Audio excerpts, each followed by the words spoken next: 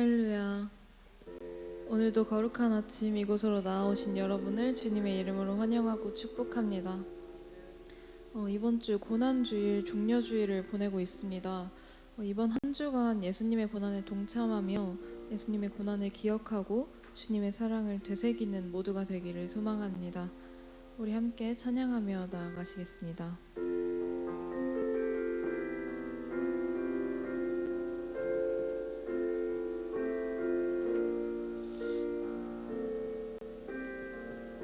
약할 때 강함 되시네. 약할 때 강함 되시네. 나의 보배가 되신 주 나의 모든 것.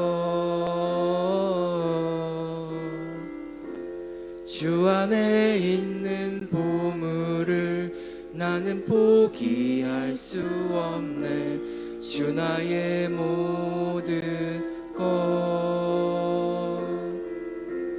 예수 어린 양 존귀한 이름.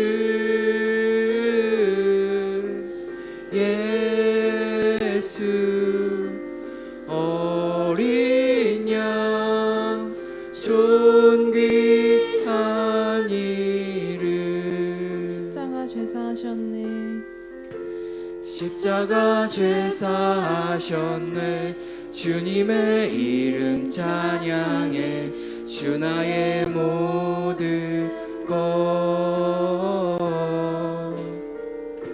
쓰러진 나를 세우고 나의 빈잔을 채우네. 주 나의 모든 것. 예수 어린 양 존귀한 이름. 예수 어린 양 존귀한 이름. 예수 어린 양. 예수 어린 양 존귀한 이름. 예수 어린 양 존귀한 이름. 아멘. 이 시간 내가 예수를 못 박았습니다 찬양 드릴 때 나의 죄로 인하여 예수님께서 십자가에 달려 돌아가셨습니다. 그로 인해 나는 구원받았습니다. 우리 함께 고백하겠습니다.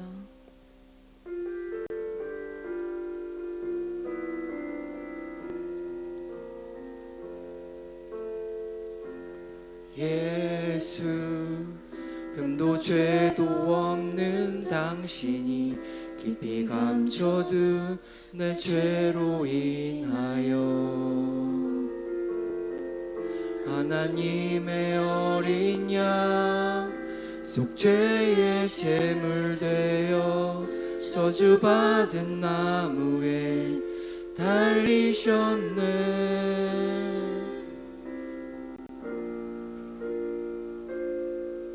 내가 예수를 당신을 부인했습니다. 내가 예수를 당신을 못 박았습니다. 당신이 행하신 일 모든 약속을 다 잊고 십자가에 예수를 매달았네. 내가 예수를 당신을 부인했습니다. 내가 예수를 당신을 못 박았습니다. 나의 모든 죄를 지고 아버지께 인도하시는 내가 예수를 못 박았습니다.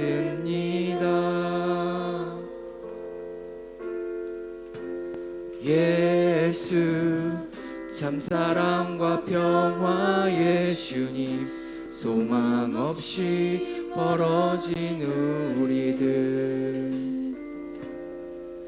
하나님과 온전히 화목해 하기 위해 십자가로 막힌 담 허무셨네 예수를 당신을 다시 바랐습니다 내가 예수를 당신을 사랑합니다 당신이 행하신 일 모든 약속을 다 잊고 십자가에 예수를 매달았네 내가 예수를 당신을 부인했습니다 내가 예수를 당신을 못 박았습니다 나의 모든 죄를 지고 아버지께 인도하시는 내가 예수를 못 박았습니다 내가 예수를 당신을 부인했습니다 내가 예수를 당신을 못 박았습니다 나의 모든 죄를 지고 아버지께 인도하시는 내가 예수를 못 박았습니다 내가 예수를 다시 바라봅니다 내가 예수를 당신을 다시 바라봅니다 내가 예수를 당신을 사랑합니다 나쓸 수 없는 사랑 아버지께 인도하시는 내가 예수를 사랑합니다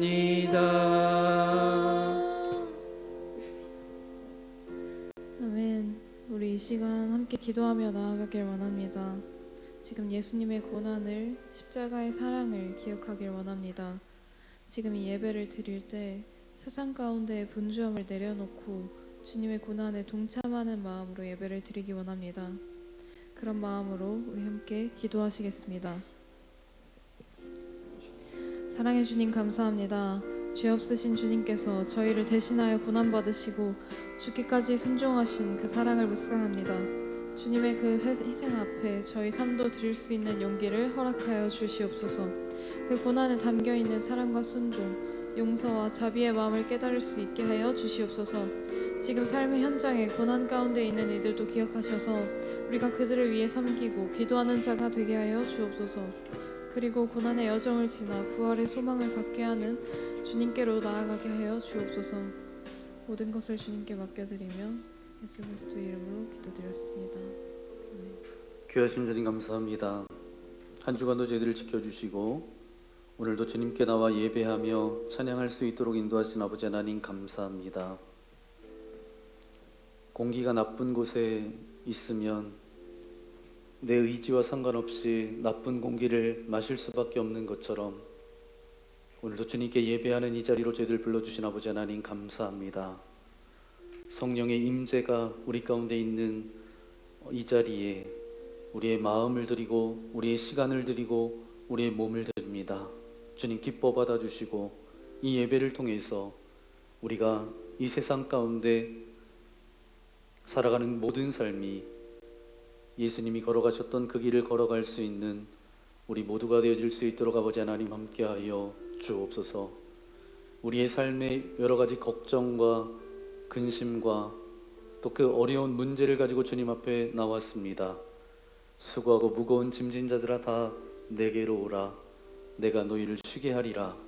약속하신 아버지 하나님의 은혜가 우리 가운데 있게 하셔서 예배 마치고 돌아가는 그 발걸음은 평강의 발걸음이 되게 하시고 가벼운 발걸음이 되게 하시고 기쁨의 발걸음이 되어질 수 있도록 함께하여 주옵소서. 이 예배 가운데 함께 하실 주님께 모든 영광을 올려드리오며 우리 구주 예수님의 이름으로 간절히 기도하옵나이다. 아멘. 우리 전우적 계심으라고 인사해 볼까요? 사랑합니다. 축복합니다. 잘 오셨습니다.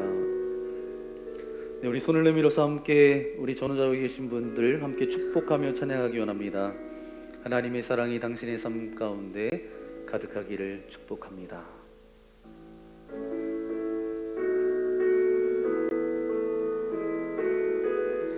하나님의 사랑이 당신의 삶 가운데 가득하기를 축복합니다.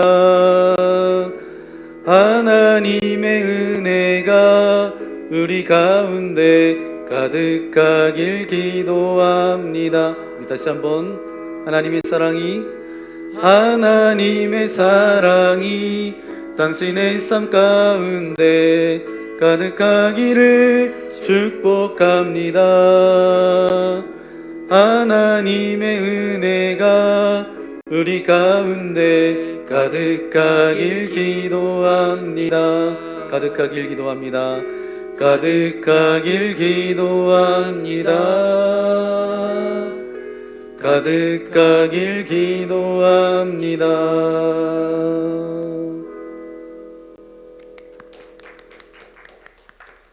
네, 이 손 내밀어서 축복하는 게 좀 어색할 수 있지만, 네, 어색해도 계속 하다 보면 안 어색해질 때가 있습니다. 여러분 안에 그리스도의 사랑과 은혜가 가득한 여러분의 삶과 가정 되어지기를 소망합니다. 오늘 우리에게 주신 하나님의 말씀 함께 찾아보기 원합니다. 신약성경 마태복음 21장 1절부터 11절까지 말씀인데요. 제가 1절, 여러분 2절, 그리고 11절은 한 목소리로 함께 읽도록 하겠습니다. 먼저 1절입니다. 그들이 예루살렘에 가까이 가서 감람산 벳박에 이르렀을 때에 예수께서 두 제자를 보내시며 이르시되 너희는 맞은편 마을로 가라. 그리하면 곧 매인 나귀와 나귀 새끼가 함께 있는 것을 보리니 풀어 내게로 끌고 오라. 만일 누가 무슨 말을 하거든 주가 쓰시겠다 하라. 그리하면 즉시 보내리라 하시니 이는 선지자를 통하여 하신 말씀을 이루려 하심이라. 일렀으되 시온 딸에게 이르기를 내 왕이 내게 임하나니 그는 겸손하여 나귀 곧 멍에 매는 짐승의 새끼를 탔도다 하라 하였느니라. 제자들이 가서 예수께서 명하신 대로 하여 나귀와 나귀 새끼를 끌고 와서 자기들의 겉옷을 그 위에 얹음에 예수께서 그 위에 타시니 무리의 대다수는 그들의 겉옷을 길에 펴고 다른 이들은 나뭇가지를 베어 길에 펴고 앞에서 가고 뒤에서 따르는 무리가 소리 높여 이르되 호산나 다윗의 자손이여 찬송하리로다. 주의 이름으로 오시는 이여 가장 높은 곳에서 호산나 하더라. 예수께서 예루살렘에 들어가시니 온 성이 소동하여 이르되 이는 누구냐 하거늘. 함께 읽겠습니다. 무리가 이르되 갈릴리 나사렛에서 나온 선지자 예수라 하니라. 아멘. 오늘 마태복음 21장 1절부터 11절까지 말씀을 가지고 예수님의 역설적 가르침이라는 제목으로 하나님의 말씀을 함께 나누겠습니다. 오늘은 기독교 절기 가운데 종료주일입니다. 종료주일은 어떤 것이냐 하면 예수님께서 십자가를 지시기 위해서 예루살렘 성으로 들어가실 때 많은 사람들이 나와서 종려나무가지를 흔들고 호산나 다윗의 자손 예수여 그렇게 환영했던 데서 유래했던 것이죠. 사진을 하나 보여주시면 네, 이런 장면입니다. 나귀를 타고 오실 때 겉옷을 펴고 종려나무가지를 흔들고 아마 종료주일 때마다 비슷한 말씀, 비슷한 설교를 여러분 계속 들으셨을 텐데 오늘 들려지는 말씀이 여러분에게 새로운 은혜가 되는 이 시간 되어지기를 예수님의 이름으로 간절히 소망합니다. 특별히 오늘 이 말씀을 이제 머릿속으로 상상해 보면 이런 광경들이 펼쳐질 텐데 등장하는 인물들과 소품들에 한번 집중해 볼 필요가 있습니다. 먼저 예수님에 대해서 우리가 집중해 볼 수가 있는데 우리가 가장 먼저 알아야 될 사실은 무엇인가 하면 예수님께서 처음부터 나귀를 타고 예루살렘에 가셨던 것은 아니라는 것입니다. 사실은 걸어가셨어요. 걸어가시다가 한 2km 정도 남았을 때 그때 나귀를 타기 시작하셨습니다. 우리가 그냥 무심코 지나갈 수 있지만 마가복음에 보니까 예수님께서 걸어가실 때 그 뒷모습에 대해서 아주 인상 깊게 묘사하고 있습니다. 마가복음 10장 32절 말씀인데요. 함께 읽겠습니다. 예루살렘으로 올라가는 길에 예수께서 그들 앞에 서서 가시는데 그들이 놀라고 따르는 자들은 두려워하더라. 아멘. 이 말씀에 보니까 빨간 글씨로 어때요? 네, 그들이 놀라고 따르는 자들은 두려워하더라. 여러분, 누군가의 뒷모습을 보고 놀란 적 있으세요? 누군가의 뒷모습을 보고 그 엄청난 위험이 느껴지면서 두려움을 느껴본 적 있으세요? 그런데 오늘 말씀해 보니까 예수님의 뒷모습이 그랬다는 거예요. 오늘 제가 말씀을 묵상하면서 일단 앞에 가는 사람은 누구죠? 앞에 가는 사람을 뭐라고 부르죠? 앞에 가는 사람, 우리가 뭐 이렇게 했잖아요 예전에. 네, 뒤에 가는 사람, 우리 아이들은 알지 모르겠지만 예전에 앞에 가는 사람 그렇게 했죠. 앞에 가는 사람은 뭐라고 그래요? 리더라고 합니다. 여러분, 리더가 어떤 자리인지 여러분 아시잖아요.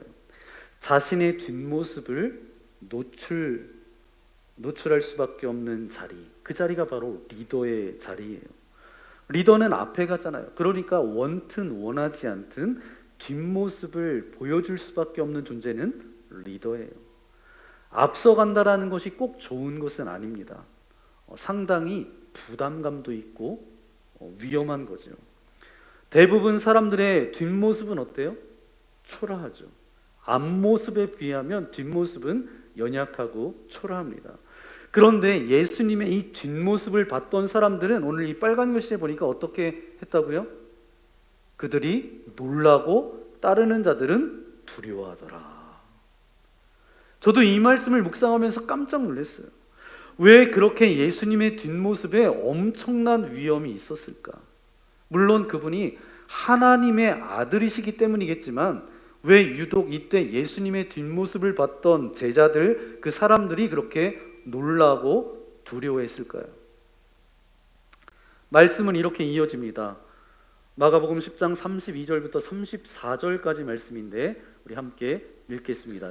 이에 다시 12제자를 내리시고 자기가 당할 일을 말씀하여 이르시되 보라, 우리가 예루살렘에 올라가노니 인자가 대제사장들과 서기관들에게 넘겨짐에 그들이 죽이기로 결의하고 이방인들에게 넘겨주겠고 그들은 능욕하며 침뱉으며 채찍질하고 죽일 것이나 그는 3일 만에 살아나리라 하시니라. 아멘. 예수님께서는 지금 십자가에 달려서 죽으러 간다 그렇게 얘기하시는 거예요. 예수님은 지금 사명을 감당하기 위해서 걸어가는 거예요. 여러분, 어떤 뒷모습이 아름다울까요? 어떤 뒷모습이 이렇게 위험이 있을까요? 예수님처럼 묵묵히 사명을 감당하며 걷는 뒷모습은 아름다운 길입니다. 아멘. 우리 리더들 많잖아요. 그렇잖아요. 저도 리더고 여러분이 교회 안에서 이런저런 리더고 직장에서 혹은 가정에서 리더인데 리더는 뒷모습을 노출할 수밖에 없습니다. 그러면 뒷모습이 언제 아름답다고요? 사명을 묵묵히 감당하는 아버지의 뒷모습은 아름다운 거예요. 사명을 묵묵히 감당하는 성도의 뒷모습은 아름다운 거잖아요. 맞아요? 우리의 뒷모습이, 저와 여러분의 뒷모습이 예수님을 닮기를 소망합니다. 그렇게 위험 있게 걸어가시던 예수님께서 갑자기 나귀를 타시죠. 완전히 분위기가 달라집니다. 나귀를 탄 모습, 어린 나귀 새끼를 탄 모습 굉장히 초라하잖아요. 그런데 왜 굳이 나귀를 타셨을까? 다른 이유가 있는 게 아니에요. 딱 한 가지 때문입니다. 4절, 5절 말씀을 다시 한번 함께 읽겠습니다. 이는 선지자를 통하여 하신 말씀을 이루려 하심이라. 일러스되 시온 딸에게 이르기를 내 왕이 내게 임하나니 그는 겸손하여 나귀 곧 멍에 매는 짐승의 새끼를 탓도다 하라 하였느니라. 아멘. 이 말씀은 스가랴서 9장 9절에 나와 있는 예언의 말씀인데요, 예수님께서 나귀를 타신 이유는 딱 한 가지라는 거예요. 메시아가 나귀를 타고 입성할 것이라는 예언이 있었거든요. 그 예언의 말씀을 성취하기 위해서 그런 것뿐이죠. 여러분, 예수님께서는 공생애 내내 그러셨어요. 예수님께서 하셨던 일을 그 뒤에 보면 어떤 사건이 있으면 그 사건 뒤에 꼭 이런 말이 붙습니다. 이는 말씀을 이루려 하심이라. 예수님께서 예루살렘 성전으로 들어가십니다. 그때 성전에서 장사하는 상인들이 있어요. 돈 바꾸는 환전상이 있었어요. 상을 막 뒤집어 엎고, 물론 거룩한 분노가 일어나서이기도 하지만 성경은 꼭 뒷붙여서 말씀하고 있습니다. 이는 주의 전을 향한 열심이 나를 삼키리라는 이것을 이루려 하심이라. 시편에 있는 말씀을 이루려 하심이라. 십자가에 못 박히셨을 때도 보니까 요한복음 19장 말씀에 보니까 내가 목마르다 라고 말씀하세요. 그게 목말라서 목마르다라고 한 것이 아니라 이는 말씀을 응하게 하려 하심이라. 너무 놀랍지 않습니까? 예수님께서 하셨던 모든 사역 가운데 말씀을 이루기 위해서다, 그 말씀이 이루어지기 위해서다 라고 그렇게 말씀하시는 거예요. 여러분, 예수님의 삶 전체가 어떻게 하면 하나님의 말씀이 성취될까, 여기에 관심이 있으셨어요. 자기를 향하신 하나님의 뜻이 성취되는 것에만 관심을 가지고 계셨어요. 여러분, 저와 여러분의 삶도 그런 삶이 되어지기를 소망합니다. 어떻게 하면 나를 통해서 하나님의 뜻이 성취될 수 있을까, 그런 고민이 우리의 삶이 되어지기를 소망합니다. 나 때문에, 우리 때문에 하나님의 뜻과 하나님의 구원의 계획이 어그러지면 안 되잖아요. 그런데 이 예언되어 있는데 하필 왜 나귀 새끼를 타셨는가? 놀랍게도 그분의 성품 때문이었어요. 5절 후반절 말씀을 읽어볼까요? 5절 후반절입니다. 그는 겸손하여 나귀 곧 멍에 매는 짐승의 새끼를 탓도다 하라 하였느니라. 아멘.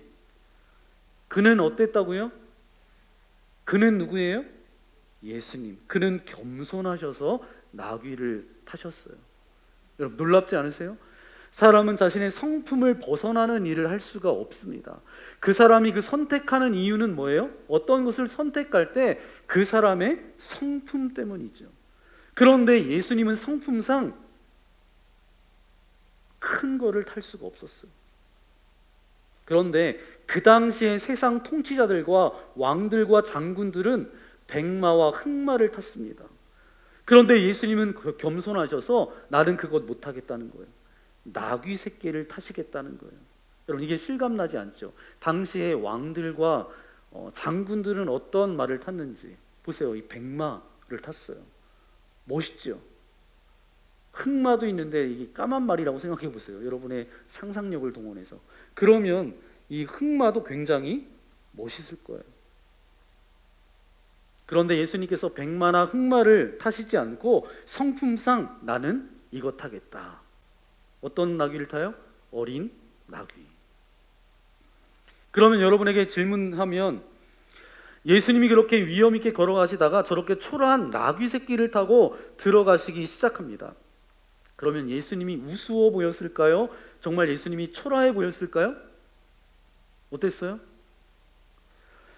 성경 어디 본문에도 어쩌면 저런 걸 타고 오느냐, 뭐 이렇게 손가락질하는 사람이 아무도 없었어요. 다만 종려나무가지를 흔들고 저들의 겉옷을 벗어서 호산나 다윗의 자손이요 환호했던 사람이 많았다는 거예요. 너무 놀라운 포인트입니다. 예수님의 뒷모습은 전혀 초라하지 않으셨어요.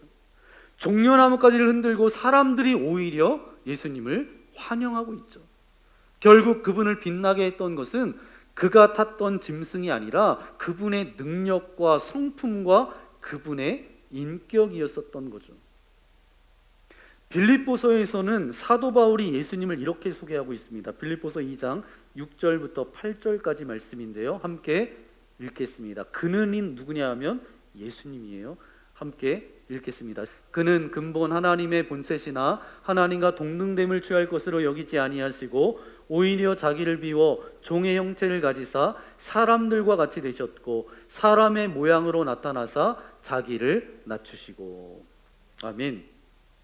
사도 바울이 예수님을 소개하고 있어요. 하나님이신데 하나님과 동등됨을 주장하지 않으셨다는 거예요.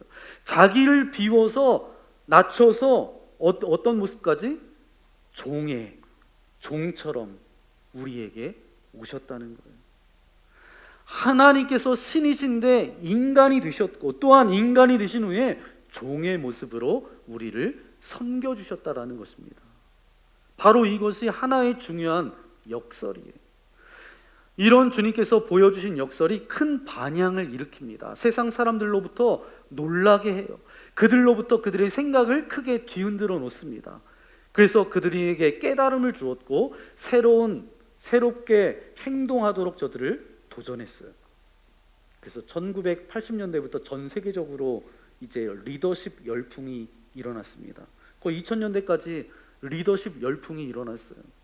불확실한 이 시대 가운데 리더 한 사람, 올바른 리더십이 기업이나 회사, 나라의 흥망성쇠를 결정한다고 보았기 때문에 이 리더에 대해서 관심을 굉장히 많았습니다. 그래서 다양한 리더십 이론이 생겨나기 시작했어요. 그런데 이때 역설적인 리더십이 등장합니다. 그게 바로 뭐냐면 이 책에 있는 것처럼 서번트 리더십이에요.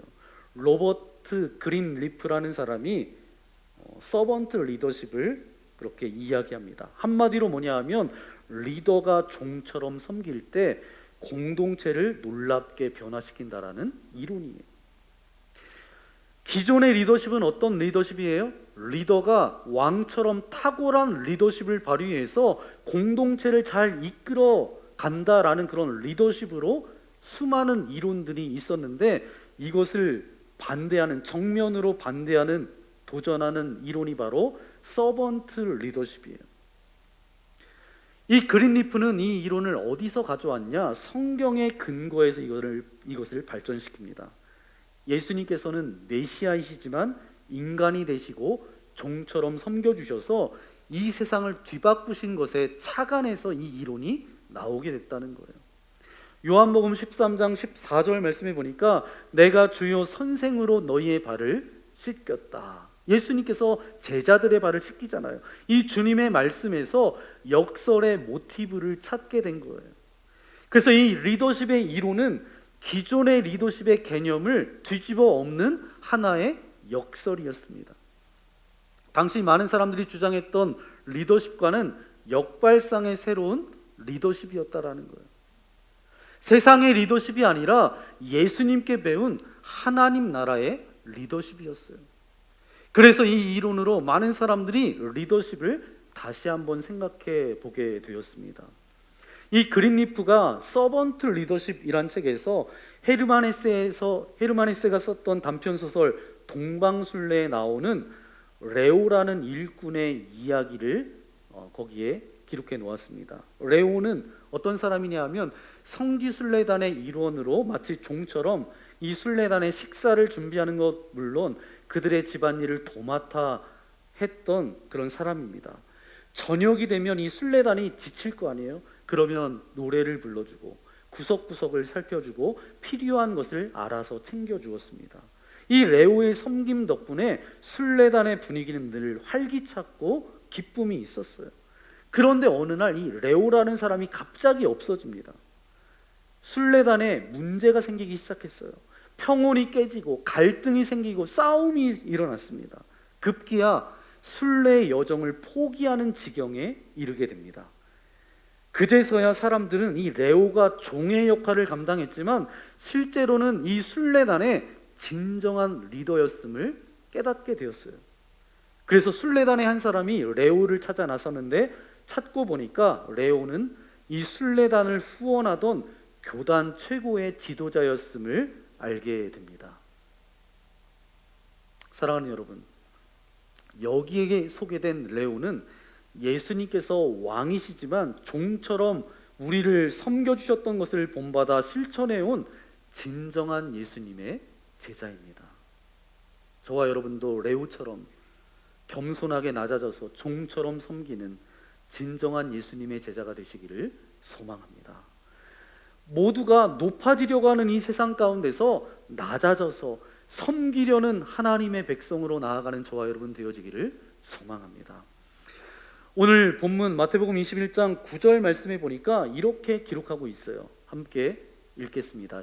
앞에서 가고 뒤에서 따르는 무리가 소리 높여 이르되 호산나 다윗의 자손이여 찬송하리로다. 주의 이름으로 오시는 이여 가장 높은 곳에서 호산나 하더라. 아멘. 예수님께서 예루살렘으로 들어가실 때 수많은 사람들이 나와서 호산나 다윗의 자손이여, 그 메시아로 예수님을 환영했다라는 말씀이에요. 그런데 마태복음 27장 22절부터 23절까지 말씀을 읽어보면 또 이렇게 기록하고 있습니다. 함께 읽겠습니다. 빌라도가 이르되 그러면 그리스도라 하는 예수를 내가 어떻게 하랴? 그들이 다 이르되 십자가에 못 박혀야 하겠나이다. 빌라도가 이르되 어찌미냐? 무슨 악한 일을 하였느냐? 그들이 더욱 소리질러 이르되 십자가에 못 박혀야 하겠나이다 하는지라. 아멘. 이 유대인의 무리들이 빌라도에게 예수님을 십자가에 못 박아야 된다라고 소리를 질렀다는 거예요. 많은 사람들이 그렇게 이야기하니까 빌라도가 뿌리칠 수 없었다라는 거죠. 그런데 이 무리의 대부분은 어떤 사람들이었어요? 바로 예수님께서 예루살렘에 입성하실 때 아까 사진 봤던 것처럼 종려나무가지를 흔들고 옷을 벗어 던지고 호산나 다윗의 자손 예수여, 그렇게 메시아로 환영했던 그 사람들이에요. 물론 예수님께서는 예루살렘에 입성하시면서 며칠 뒤이면 이런 일이 일어날 것을 알고 계셨을까요? 모르셨을까요? 알고 계셨겠죠. 예수님이 입성했을 때 환영하는 그 입으로 십자가에 못 박아라 이렇게 이야기할 것을 아셨다라는 거예요. 그러니까 예수님께서는 호산나 외치는 그 소리를 들으면서 며칠 뒤에 그들이 외치게 될 십자가에 못 박으라, 못 박아라 하는 소리를 함께 듣고 계셨던 것입니다. 여기에 또 다른 역설이 있어요. 예수님의 예루살렘 입성은 사실 죽음을 향해 가는 입성이었다라는 사실입니다. 그러나 이 입성은 이 십자가의 죽음을 넘어서 부활을 통해서 진정한 승리를 얻는 승리의 입성이었습니다. 여러분 사진 하나를 보시면 이 바둑 두시는 분들은 아실 거예요. 바둑에서 호구라는 말이 있습니다. 바둑돌 세 점에 에워싸여 있는 이 자리를 말합니다. 그곳에 돌을 놓는 순간 어떻게 돼요? 까만 돌은 죽게 됩니다. 잡히게 되는 거죠. 이 말에서 유래해서 호구라는 말, 그래서 사전에 보니까 이렇게 말하고 있습니다. 호구라는 말을 어리숙하여 이용하기 좋은 사람을 비유적으로 이르는 말, 이렇게 풀이되어져 있습니다. 그리고 이 말이 손님을 지칭할 때는 뭐라고 불러요? 호갱이라고 그렇게 쓰이기도 합니다. 어떻게 보면 예수님께서 예루살렘 입성은 호구 안으로 들어가신 거예요. 다시 말하면 예수님께서 호구처럼 행동하신 것처럼 보입니다. 그러나 예수님께서 다 아시고 일부러 호구처럼 행하신 거예요. 그러면 예수님께서 왜 이렇게 하셨을까? 죽음의 권세를 물리치기 위해서 일부러 죽음의 덫에 걸려드신 거예요. 부활하셔서 죽음의 권세를 무력화시키려고 일부러 죽음의 길을 걸어가신 것입니다. 다시 말해서 호랑이를 잡으려고 호랑이 굴로 들어가신 거예요. 그래서 오늘 본문 8절 빌립보서 2장 8절 9절 말씀해 보니까 이렇게 말씀하고 있습니다. 함께 읽겠습니다. 죽기까지 복종하셨으니 곧 십자가에 죽으심이라. 이러므로 하나님이 그를 지극히 높여 모든 이름 위에 뛰어난 이름을 주사. 아멘. 예수님께서 십자가에서 죽으시는 것까지 하나님의 뜻에 복종하시자 하나님께서는 예수님을 어떻게 하셨다고요? 그를 지극히 높여주셨다라는 거예요. 죽자 크게 살리신 것이라는 말씀입니다. 이 말씀은 역설을 설명하고 있어요. 죽는 자리까지 가장 낮아지자 가장 높은 자리로 올랐다라는 것입니다. 죽자 다시 부활했다는 것입니다.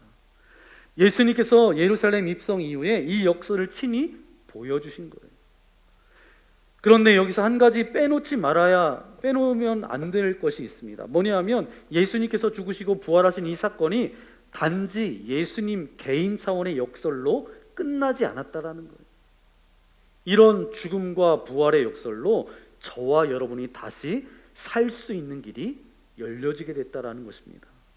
이 역설 때문에 저와 여러분이 사망 권세를 벗어날 수 있게 됐다라는 거예요. 여러분, 씨앗, 이제 봄에 씨앗을 뿌리는데 겉보기에는 작고 하찮아 보입니다. 게다가 이 씨앗이 땅에 뿌려지면, 땅에 묻히면 어때요? 그나마도 잘 보이지 않는 것이 사라져버린 것처럼 그렇게 생각되었죠. 그런데 거기에서부터 반전이 일어납니다. 그 씨앗이 거기서 썩어요. 그러면서 뭐가 돋아나요? 싹이 돋아나요. 그리고 자랍니다. 그러면서 큰 나무가 되죠. 이것이 바로 씨앗의 역설입니다. 우리는 이 씨앗의 역설을 보면서 생명의 신비를 느낍니다. 죽을 것 같지만 다시 살아서 더 크게 일어난다라는 그런 반전의 기적을 보게 되죠. 그리고 비록 연약하지만 그래도 포기하지 않고 다시 용기를 내야 되겠다는 그런 도전도 받습니다. 이것이 바로 역설의 힘이에요. 예수님께서 요한복음 12장 24절에 이렇게 말씀하십니다. 함께 읽어볼까요? 한 알의 밀이 땅에 떨어져 죽지 아니하면 한 알 그대로 있고 죽으면 많은 열매를 맺느니라. 아멘. 이 씨앗의 역설을 비유로 말씀하신 거예요. 예수님께서 이 비유를 말씀하신 때가 언젠가 하면 예루살렘 성에 들어가신 이후 고난주간, 그 고난주간일 때예요. 그리고 예수님께서 이 비유를 말씀하신 이유는 뭐예요? 앞으로 일어날 일에 대해서 말씀하시기 위해서였어요. 다시 말하면 십자가의 고난, 죽음, 그리고 부활과 그 이후에 일어날 일들을 설명하기 위해서였습니다.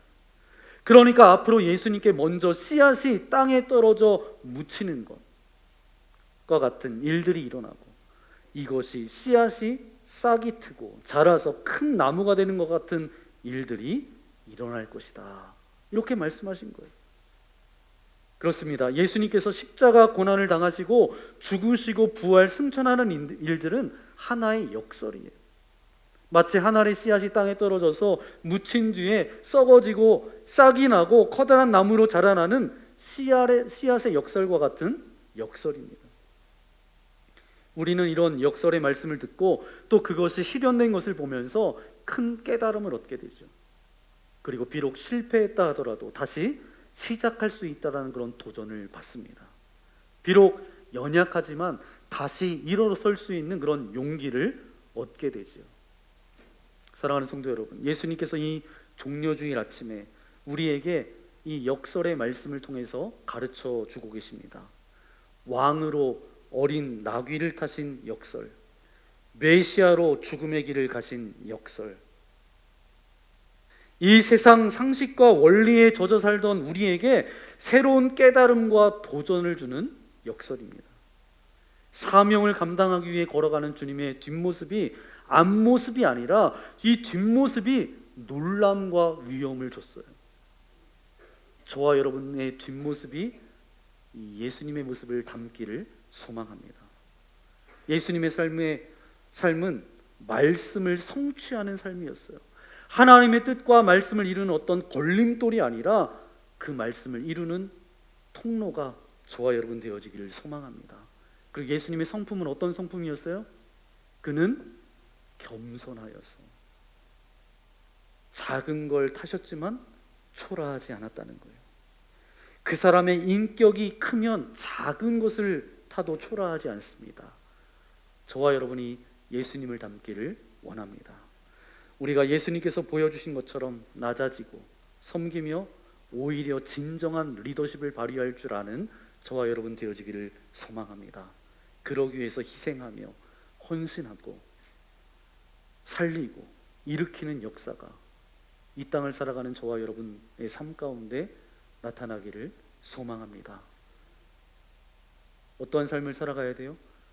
예수님을 따라가는 삶, 그 삶은 하나님의 뜻을 이루는 삶이었고, 그 삶은 겸손한 삶이었고, 그 삶은 낮아지는 삶이었지만 하나님이 높여주는 삶이었음을 기억하여서 여러분이 서번트 리더십, 섬김의 리더십으로 여러분이 섬기는 자리자리마다, 여러분이 살아가는 곳곳마다, 그곳이 학교든 직장이든 어느 곳이든 예수님의 그 낮아짐으로 여러분들을 통하여서 예수님만이 드러나는 그런 삶이 되어지시기를 예수님의 이름으로 간절히 축원합니다. 함께 기도하겠습니다. 주님 감사합니다. 이 아침에 우리를 불러주시고 주님의 말씀을 듣게 하신 아버지 하나님 감사합니다. 예수님은 어린 나귀를 타고 예루살렘 성으로 들어가실 때 많은 사람들은 호산나 다윗의 자손 예수여 그렇게 환호하며 환영합니다. 그런데 얼마 지나지 않아서 빌라도에게 말합니다. 저자를 십자가에 못 박으라고, 저자를 십자가에 못 박으라고. 주님은 겸손함으로 나아가셨습니다. 주님은 낮아짐으로 나아가셨습니다. 우리를 살리기 위하여서 그 십자가의 길을 묵묵히 걸어가셨습니다. 그 예수님의 뒷모습은 아름답고 위엄이 있었습니다.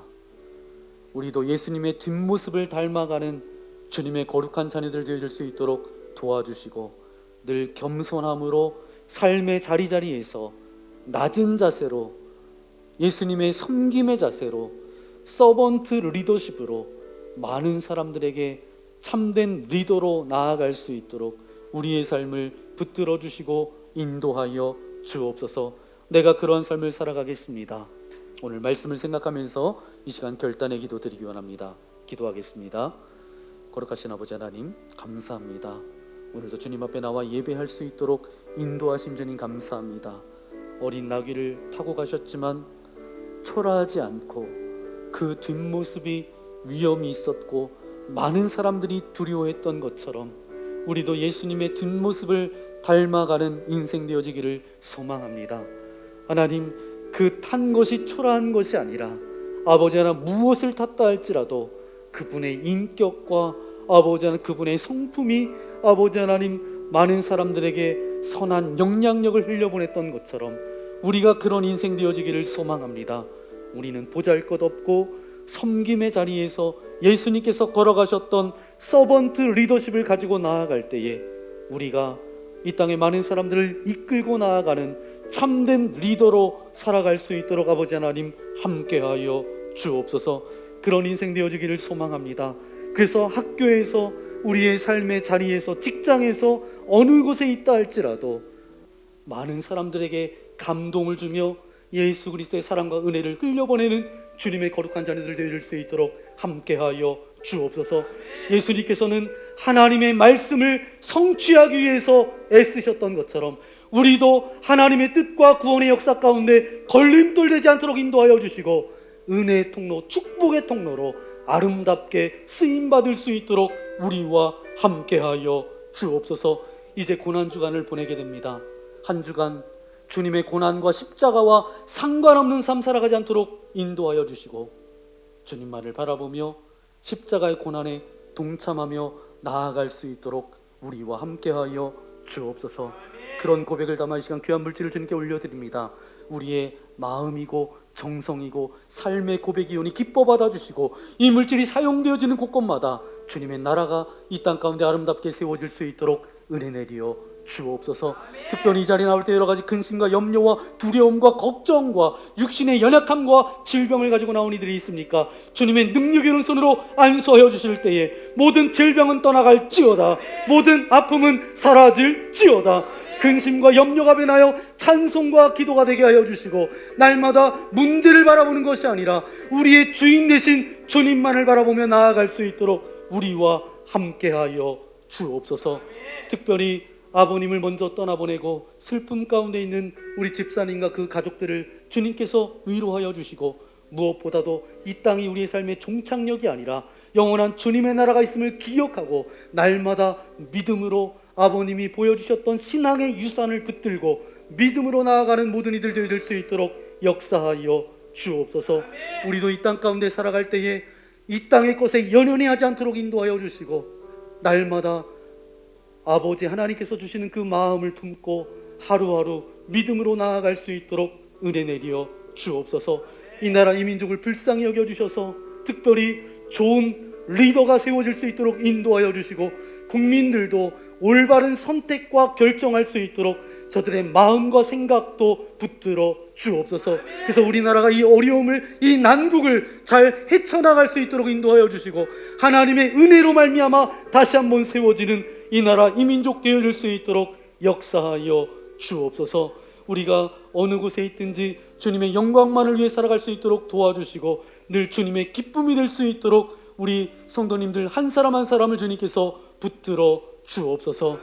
이제는 우리를 구원하신 우리 주 예수 그리스도의 크신 은혜와 하나밖에 없는 독생자 예수 그리스도를 보내주시며 우리에게 사랑을 베풀어 주신 그 하나님의 극진하신 사랑하심과 그 주님을 닮으라고 말씀하시는 성령 하나님의 역사하심이 오늘 말씀을 통하여서 작은 예수로 이 땅 가운데 살아가겠습니다.